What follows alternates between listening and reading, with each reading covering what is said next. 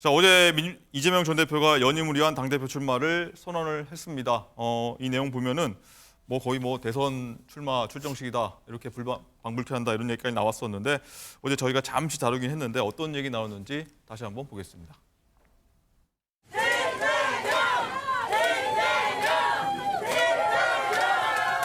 다음 지방선거에서 더 크게 이기고 그 여세로 반드시 다음 대선에서 승리해야 합니다. 이 탄핵에 O냐 X냐 이런 질문할 때가 아닙니다.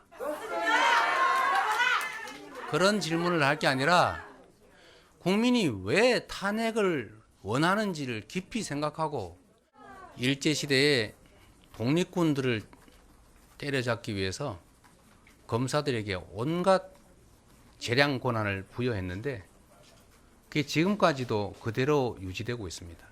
당연히 국회가 가진 권한으로 조금이나마 눈꼽만큼이나마 책임을 물어야 하지 않겠습니까? 예. 얘기 듣고 오셨는데 강전애 부위원장님, 네. 어떻게 보셨습니까? 이 탄핵 얘기가 나왔습니다. 그리고 탄핵에 동의하는지 밝히라는 여당의 요청에 또 강하게 또 받아치기도 했고요. 일단은 우리가 오늘 그 이슈에서 민주당의 그 이재명 대표가 당대표 출마하는 걸 두 번째로 하는 것, 이거 자체가 이재명 대표가 원했던 부분일 것이라고 제가 예전 방송에서도 말씀드린 바 있습니다. 왜냐하면 이제 민주당이 이재명 일극 체제로 가는 것, 민주당의 아버지가 이재명이다라고 이야기하는 부분들에 대해서 좀 내부적으로도 이 정도는 좀 문제 있지 않나? 그리고 이 전당대회에 있어서 어떻게 보면은 이재명 대표 한 명만을 위한 전당대회가 가는 것에 대한 부담감 이런 것들이 있어서 국민의힘의 전당대회가 조금 불타오른 다음에 이재명 대표가 여기에 본인이 당대표 나가는 것에 대해서 이슈가 약간은 잦아들 때쯤 출마 선언하지 않겠냐라고 예전에 말씀을 드렸었는데 그 포인트를 지금 잘 잡은 것으로 보이고요. 그리고 지금 전당대회 과정에서 국민의힘이 내부에서 좀 국민들께서 보시기에도 좋지 않을 정도로 싸움이 벌어지고 있는데 이재명 대표가 민생에 대한 이야기를 하는 것, 이것은 전략을 굉장히 잘 잡았다라고 생각을 합니다. 먹사니즘이요? 예, 그렇습니다. 거기에 대해서는 25만 원 지원이라든지 이런 것들에 대해서 왈가왈부는 있습니다만 이재명 대표가 계속적으로 어떤 다음에 본인이 대통령으로서 보여주고 싶은 모습 이런 것들에 대한 어필은 충분히 했다라고 생각을 하거든요. 근데 탄핵에 대한 부분에 있어서도 어느 정도 예상됐던 답이라고 생각을 하는데 여기에 대해 지금 국민의힘에서는 법률과 헌법에 있어서 명백한 위반이 없는 상황인데 민주당이 대통령, 검사, 그리고 나중에 판사도 있을 것으로 보이고 계속적인 탄핵들을 이야기하고 있지 않습니까? 그것을 민주당은 프레임을 국민들의 어떠한 말씀을 자기들은 받아들이는 것이다라는 형태로 지금 이야기를 하고 있거든요. 네. 여기에 대해서는 좀 동의하기는 어렵습니다만 일단은 이재명 대표가 당대표로서 출마를 하는 이 과정에 있어서는 조금은 그래도 적어도 민주당의 눈높이에는 맞게 출마 시기라든지 내용이라든지 이런 것들은 조율이 잘 된 것 같다라고 생각합니다. 네, 빛과 그림자를 다 말씀해 주셨고요. 김종필 장관님, 일단은 이 얘기도 해보겠습니다. 민주당 최고위원 후보들이 13명이 나왔습니다. 그런데 다 이재명 얘기를 하면서 내가 이재명 대표와 가깝다.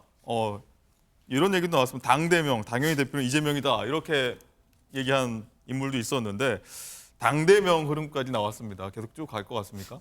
13명의 후보들이 왜 나왔겠습니까? 당선되려고 나온 거 네. 아니겠습니까? 현실을 인정할 수밖에 없는 측면이 분명히 있고요. 지금 국민의힘에서는 어대안이라고 얘기하듯이 네.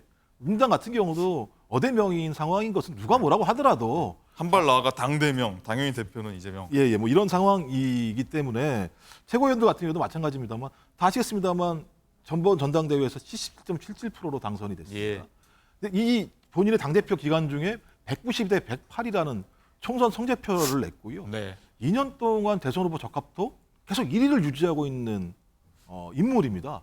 그런 인물에 반대해서 당 선거에 나와서 이기겠다고 얘기하는 것 자체가 제가 볼 때는 좀 돈키호테 같은 어떤 발상일 수 있다는 생각이 들고 예. 만약 이런 돈키호테 같은 발상을 현실화시키기 위해서는 과거 고민정 최고위원처럼요 친문이라든 어떤 자기의 되게 높은 지명도 또는 어떤 당내 세력군들이 있어야 되는데 지금은 그렇지 않은 상황이기 때문에 저는 최고위원들 스스로도 좀 약간 좀 멋쩍은 측면은 있을 거라는 생각이 들어요. 맨날 나와서 그런 얘기만 해야 되는 상황. 그러니까 자기 얘기를 중심으로 저희 당원들과 국민들과 대화를 나눠야 하는 게 가장 중요합니다만 초반에 자기 이미지를 잡기 위해서는 어쩔 수 없는 자기 한계라는 생각이 들고요. 저는 이후라도 마찬가지입니다만 예. 초반이야 이렇습니다만 시간이 지나면 민주당의 지도부가 국민을 위해서 무엇을 할 것인지 그 당대표가 먹고 사는 집으로 대표되는 민생 문제를 얘기했다면 좀 그런 방향으로 서서히 최고위원들도 선회할 필요가 있다.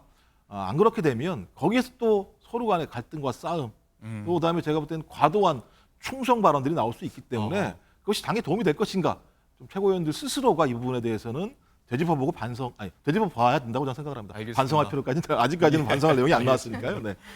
어쨌든 여야 전당대회 흐름 굉장히 흥미롭게 전개되고 있어서 한번 지켜보도록 하겠습니다. 두 분 말씀 여기까지 듣겠습니다. 감사합니다. 감사합니다.